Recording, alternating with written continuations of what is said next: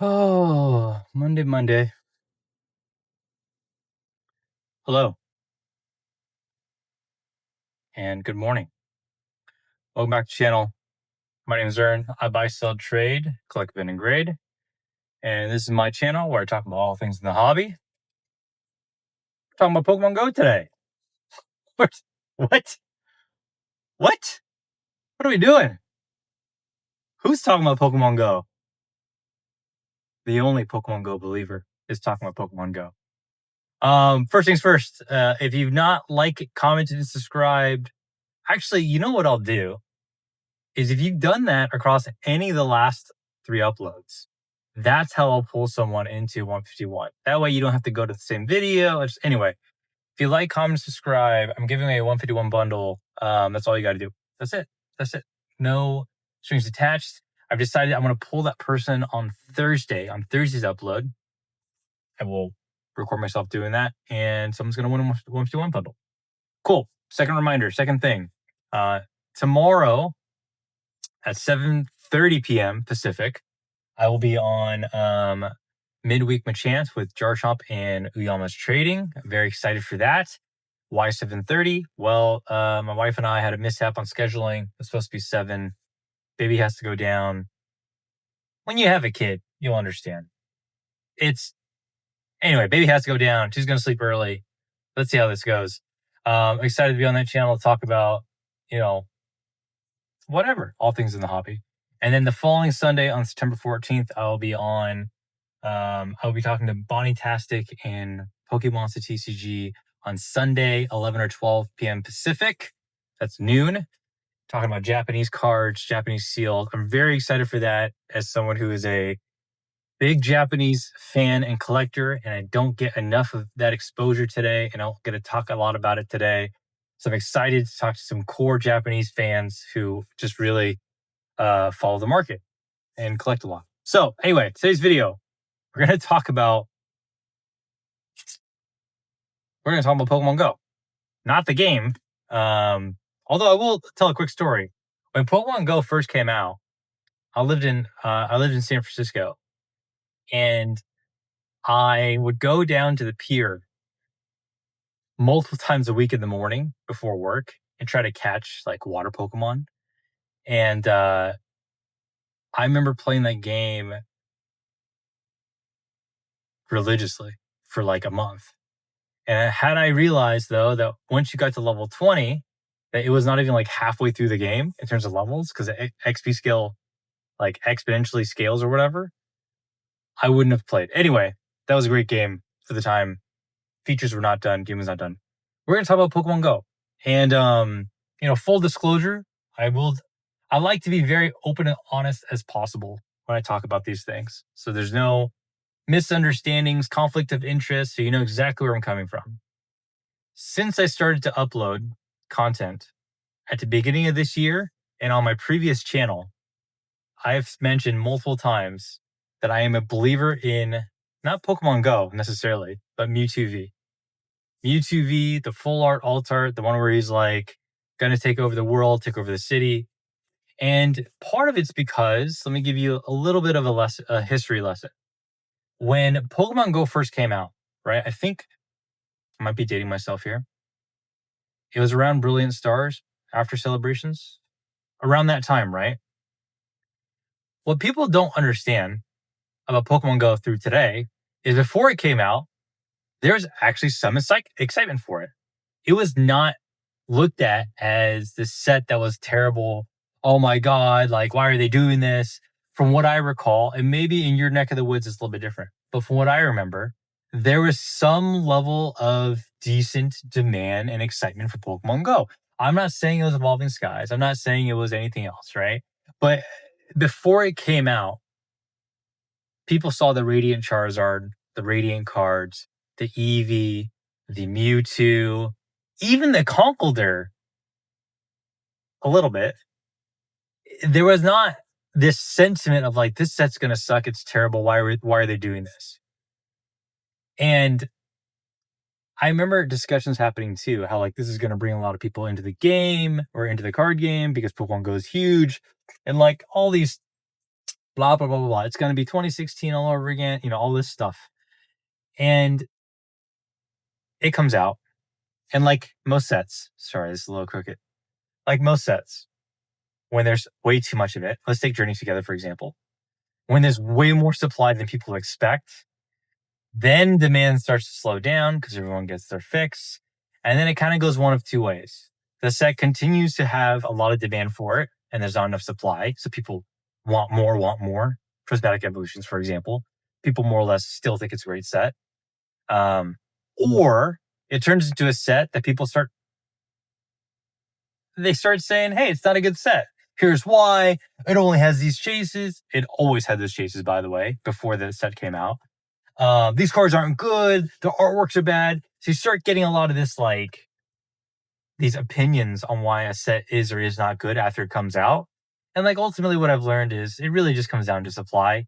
And sometimes supply meets demand, and sometimes it doesn't, and then sometimes it meets demand in the future. And so these things factor into why a set or chase cards are looked at within specific timeframes as like going after, worth going after, not going after.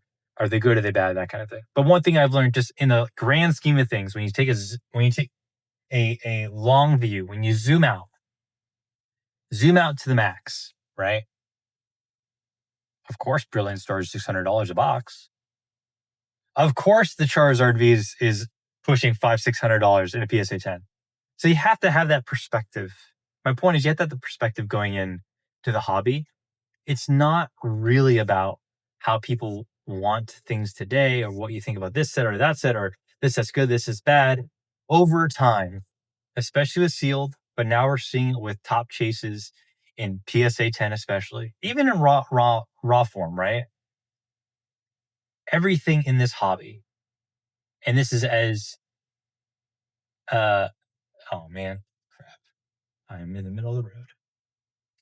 This car in front of me abruptly stopped, and now I am blocking traffic. Everything in Pokemon eventually goes up. Even battle decks. And part of that's not me saying like, oh, this is why you should buy. This is why this hobby's awesome. This is why you should spend money. I'm just highlighting that the demand for this IP is so strong that the more time that goes by, and if there are cards, sets, products that are like decent at least, or have some level of chase or some level of quality, they will perform. So let's go back to Pokemon Go. Last I checked, ETBs are going for like $90 to $100, regular ETBs. PC ETBs, this blew my mind. PC ETBs were going for like $160 to $170 on TCG Player. And those PC ETBs sat on Pokemon Center for like the better half of 2 years at MSRP. So $50, $64.99, something like that. They sat there. They literally sat there forever. And Pokemon Go has been looked at as like this terrible set. Why would you want it? It's probably the worst set out. It's the worst set post Battle Styles alt art era that is not. Anyway, the list goes on and on and on, right? So let's talk about Mewtwo V. I am a very big holder of Mewtwo V. I laugh because I've been buying this card when it was like $80, $90, 100, 130, 150. I have not purchased any past the 150, 160 mark. So I stopped purchasing them probably it's August, beginning of June-ish. And just full disclosure, on eBay I've purchased I think 13 copies. That's a mixture between English and Japanese. And in all, I am shy of my goal that I originally set out to get. 50 English, because I wanted 1% of the population. And then I also wanted 50 Japanese, but that was a little ambitious.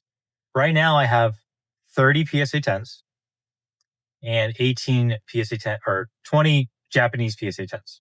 So 30 English, 20 Japanese. And I have a few more in grading. I'm not sure how many exactly, like 5 or 6. So I've been buying this card. I bought this card for the better half of 6+ months, maybe a year, stepping back to last summer. And I just, in lieu of buying more sealed product, I think I've been pretty open about that. I moved away from buying sealed product primarily because of storage space. And it's just like kind of a tiring game. Sorry, my sunglasses are filthy. And I decided to spec or specialize more into cards I really believed in.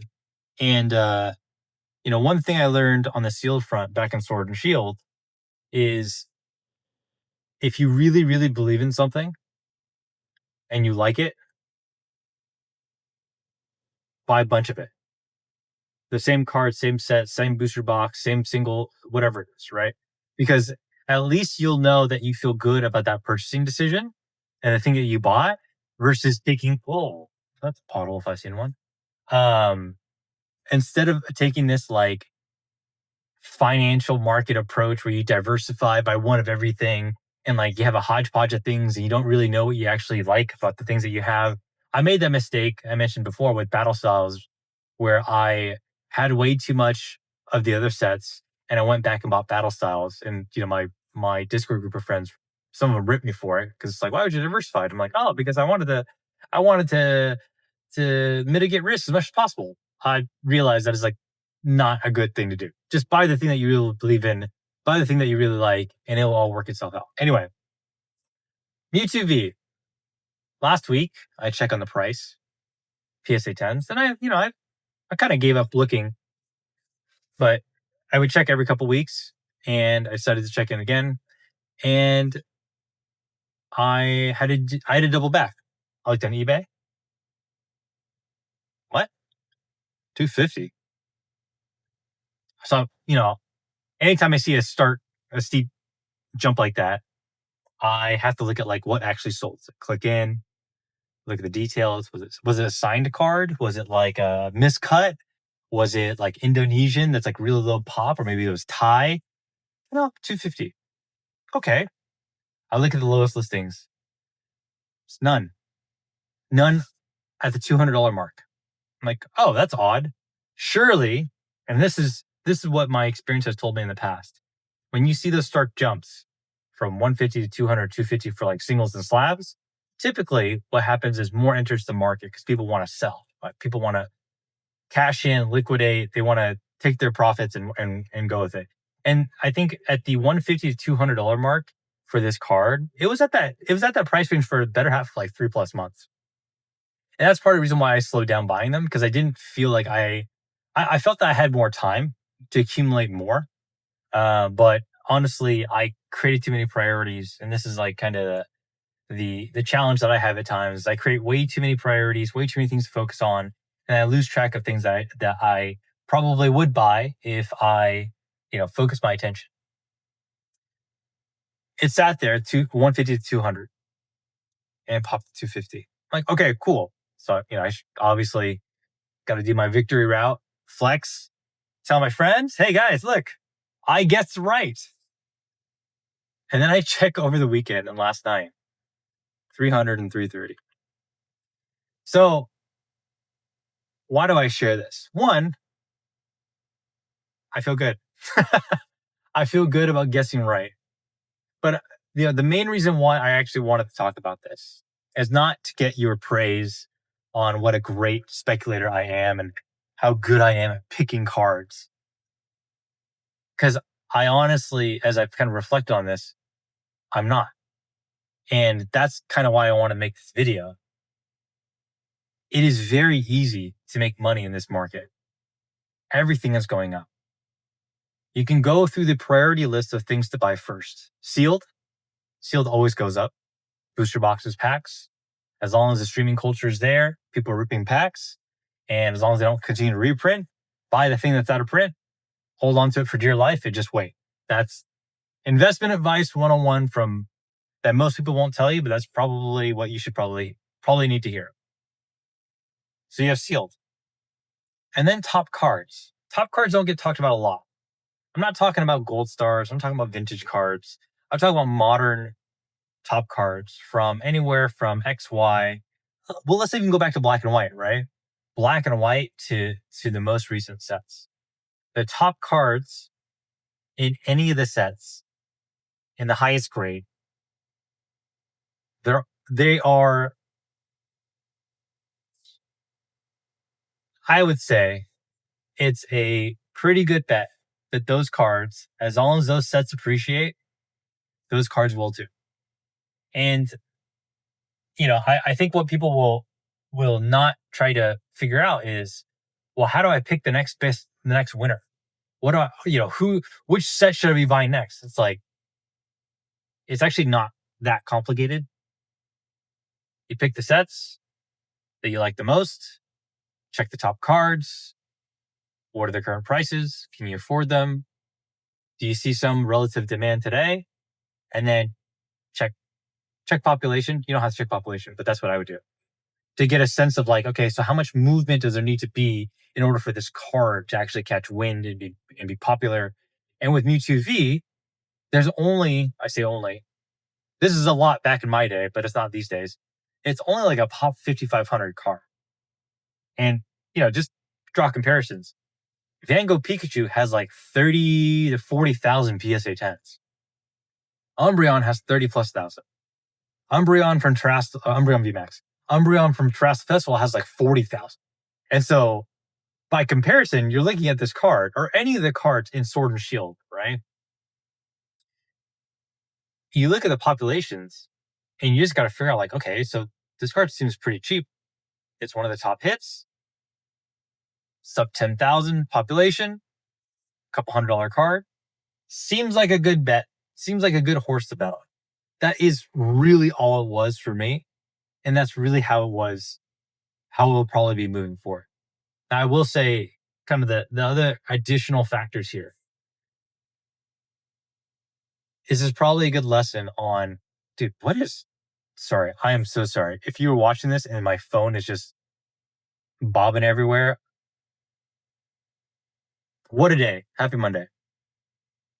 The thing about Pokemon Go that I had going for me that I kept track of for a long time is how much people did not like the set. And when people don't like something, it usually means, for me at least, there's a lot of opportunity because there will be a point in time when the tides turn in most cases for that set, those cards, and new people coming in will say, hey, what is that thing? Where can I buy that thing? I wasn't there when it first came out. I wasn't there the last year. Like, why? I want to have this.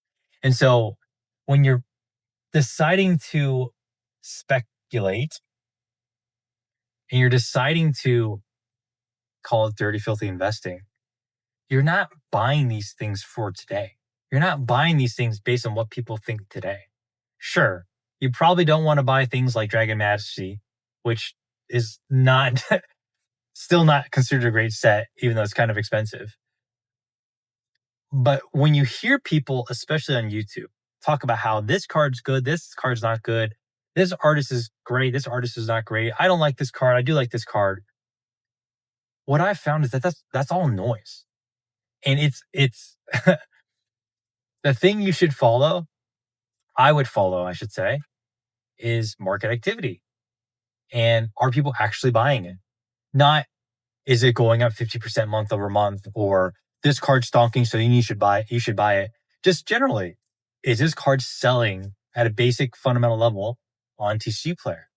What's the raw price? What's the trend over the last year, last 6 months? Do you see potential in it? And so I think there's a lot of critical ways to analyze things that are worth buying. But one thing I don't rely on that I would like to amplify in terms of this advice is market watch videos. Most market watch videos, market content, right? It shortcuts your opportunity to learn how the markets work. And it shortcuts your ability to really figure out is something worth buying, because you're relying on someone else's interpretation and how they feel. I heard this the other day.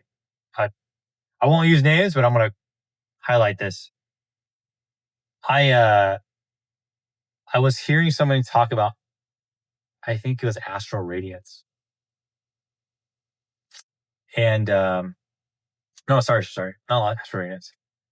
Lost Origin. And how there's this belief that like, why isn't the why is the Aerodactyl the second card? The art's not even good. And I'm listening to this, I'm like, Aerodactyl V has been the number 2 card in that set literally since that set came out. And so, you know, someone's opinion on what should be the top set, someone like you could hear that and be like, yeah, I totally agree. But like the market doesn't care what you think. You know what I mean? So when you watch that kind of content, just be mindful that like some of the stuff is objective. The price today, how much sold, a lot of it is subjective. I think this should be number 2 card. I don't like, you know what my subjective opinion on Lost Origin is? I don't like Giratina. I think it's a gross Pokemon. It's a giant centipede. And it's like abnormally thick, like wide. It's kind of weird and gross. That's what I think. That's what I've always thought. It does not change the fact that Giratina V is like pushing $2,000 in a PSA 10. Right? Anyway, if I could go back in time, because the opportunities these days, there's a lot of them, but it's becoming more and more difficult to find. I would think about what are people not talking about today? What are people complaining about today? And at what price points are those opportunities related to those key things? Because there's going to be a time, let's just use Champions Path. There's going to be a time when Champions Path is like a $300 box, each Elite Trainer box. Champions Path, after it came out, everyone hated it. No one wants it. Before it came out, when it came out for the first 3 or 6 months, you could not get your hands on it. People loved it. People wanted it. And then when it was available, like people didn't want it. Oh, it's just a Rainbow Czar. Like, oh, the Charizard V is like one of the most graded PSA 10s. It's like no one's gonna want it, right? I would approach the hobby, especially if you're in like this make money investment space, even collecting space. If something's warm or hot, unless you have enough capital to literally eat up all the opportunity, there's a lot more that you can get out of, is it the niches? In going against the current, going against the tide, going against what people are talking about today. And just trying to figure out, I'll use an example. Let's just role play. The three prehistoric dogs, Raging Bolt, Gouging Fire, and Suicune Raptor, Walking Wake. People, what's the general sentiment on these cards? I think people don't like them. Raging Bolt, last I checked, has retraced to like $200. Walking Wake and Gouging Fire, I actually don't know. I haven't looked recently. But I know that sentiment on them is mixed / not great. They have retraced. And I personally have not bought into them over the last 6 months to 12 months because there's not a lot of hype around them. That is the perfect concoction for a long-term WTF moment. I would say the F word, but we keep it PG here. That is like the perfect concoction of black and white, not the game. Today, people don't want it. Tomorrow, people are going to want it. And I'm not saying go out and buy those cards. I'm not going to, by the way, because I just think I don't like them. I don't think the opportunity is good enough for me to get past the cards look ridiculous, right? I'm just saying that like that is a good template and a rubric to approach opportunities in the hobby if you want to get outsize and maximum growth. And as a holder of Mewtwo V, proud holder, by the way, I love that card. I'm not selling any. I'm not selling any to at least the hits. I will commit myself to. I gotta cover my cost basis. My cost basis is like 120 to 130 a card. English.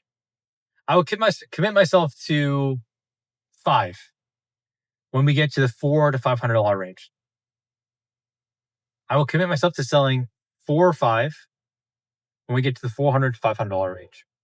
But other than that, you cannot ask, in my opinion. If you ask my opinion then and ask my opinion now, a more iconic card from a set that is, I wouldn't say it's iconic, but it represents, Pokemon Go represents, one of the biggest moments in mobile gaming history and in Pokemon, right? With the original, right? Legendary, isn't Mewtwo legendary? The original OG Pokemon in an artwork that is like half realistic, half not, in a pose that is very dominant with a stamp, and it's just a fantastic card. And that's why I bought as many copies as I did. But that's also why, you know, I didn't shill my cards or tell people about it, because one thing I've learned is people who have really strong positions and opportunities, they keep it quiet. You keep it quiet because the louder that you are with the stuff that you have, the more eyeballs and attraction and attention that you bring on, that basically makes it harder for you to grow your position, harder for you to grow your collection. And that's why I haven't really talked about it as much. I have mentioned in the past, I've purchased it, this is what I'm buying, but never have I gone out of my way to say, like, you should buy it. I actually don't even produce content like that. But my point is, what I'm doing with this card, what I have done with this card, there are people doing, it's silent killers everywhere.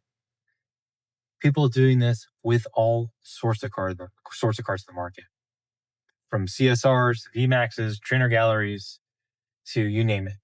And as most of the YouTube content pops up, that's about buy this booster box, buy this seal, invest in this, invest in that. I can tell you that the sleeper people who are coming to light, who are making outsized growth and gains, many of them are operating in this way. Sure, we all buy sealed. I'm buying some. I got some silver trumpets I added to the collection. I added some more surging sparks, some other sets.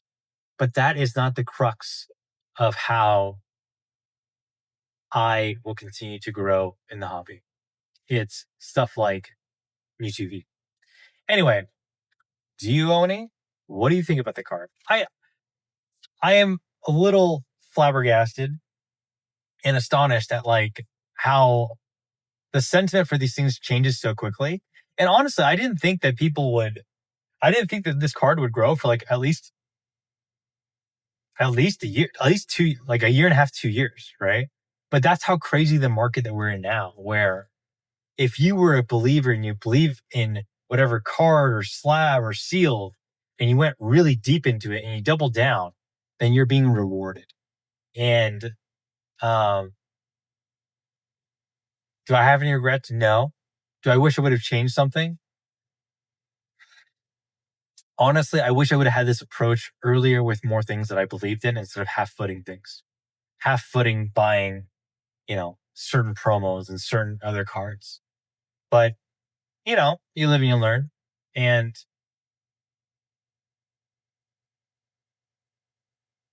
yeah, no regrets. Can't think like that. You can only be happy and reflect on the decisions that you made. Um, what a time.